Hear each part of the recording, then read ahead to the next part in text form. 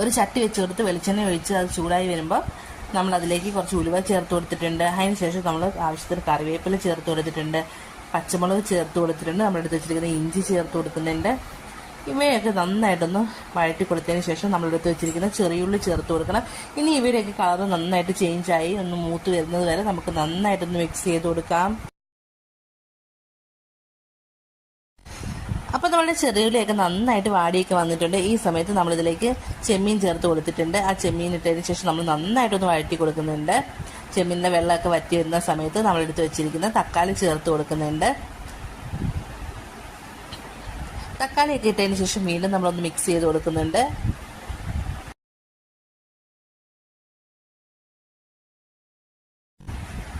നമ്മളിവിടെ ഒരു 1/2 സ്പൂൺ മഞ്ഞൾപ്പൊടി ചേർത്ത് കൊടുക്കുന്നുണ്ട്. ഇത് ചെറിയൊരു സ്പൂണാണ് കേട്ടോ, അതുകൊണ്ടിട്ടാണ് 1/2 സ്പൂൺ ചേർത്ത് കൊടുക്കുന്നത്. നമ്മൾ എത്ര എടുക്കുന്നത് അതിനനുസരിച്ച് നമ്മൾ മഞ്ഞൾപ്പൊടിയൊക്കെ